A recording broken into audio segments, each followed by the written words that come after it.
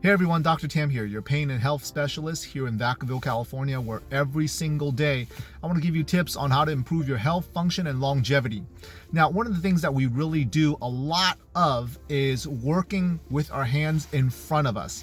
That means that our shoulders are always hunched forward, we're always driving, we're reaching for stuff in front of us. You're cooking, you're doing things at home, on a desk, everything is in front of you. What that really means is your shoulders are always in a internally rotated spot. See, to give you a little bit more about the shoulder is one of the most movable joints with the highest range of motion in our body. All right. So what that means is your shoulder is able to move up and back, right, left, really quite a bit. The range of motion is just huge. It's called a ball and socket joint. With that increased range of motion, you also have a lot of complex musculature around the shoulders that help protect the shoulder to keep it from going out of socket, right?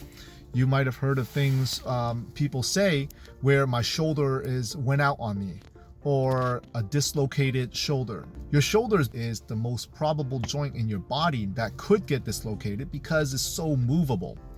And it has such a lot of minute different muscles to protect it, you have to make sure you protect it correctly. So during the day, because we're doing so many things that are in front of us at a desk, your shoulder's always severely internally rotated. And when it's internally rotated, if you don't do anything throughout the day or at night, that's going to externally rotate the shoulder. You will end up over time having a frozen shoulder where your shoulder is just frozen in one area. Say if you had a ladder and all you're doing is climb up and you never climb back down, you're never going to be working the reverse muscles. And the same thing happens in the shoulders. If everything that you do is in front of you and you're never doing anything behind you, well, that can cause a problem. That's one of the reasons why people, when you reach something behind your car in the back seat and you try to pick it up, that's a lot of shoulder injuries happen that way, where you overreach behind you because those muscles are not used to working, they're weak. One of the things that you have to do to strengthen the shoulder is by doing band exercises where you're doing pull-aparts to strengthen your shoulder. But that's not one of the big reasons why I'm doing this video. The biggest reason why I'm doing this video is because we had a patient that ended up with tightness in her shoulders, really tight, not sure what was going on. And I re-showed this patient a stretch using a pole or like a broomstick to really stretch out your rotator cuff muscles. It's called the sits muscles. There's 4 muscles that are rotator cuff: your subscapularis, infraspinatus, your teres minor, and also your supraspinatus. So these are all muscles along the shoulder that's called rotator cuff. When people talk about rotator cuff injuries, rotator cuff tears, and it's one of these muscles. And the 4 of them really keeps your shoulders moving. It keeps it in socket and protects it. So what we have to do, we actually have to stretch one of them more than the other ones. We have to strengthen all of them, but one of them that always gets missed, I call it the hidden muscle, is the subscapularis. And by doing a special stretch with a pole that you're seeing here, you're able to see, number one, how this may look like an awkward stretch. And it seems like an awkward stretch for a lot of people because this is not something that we normally do.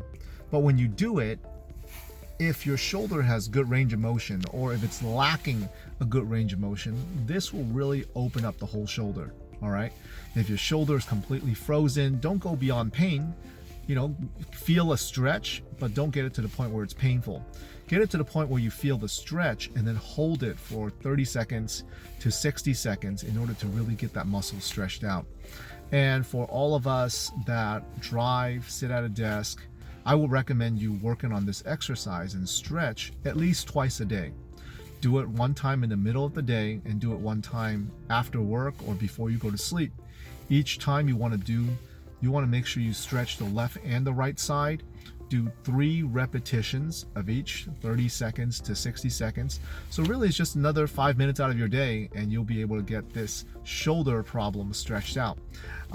If you have frozen shoulder, tendonitis in the shoulder, bursitis in the shoulders, this could be a really good stretch.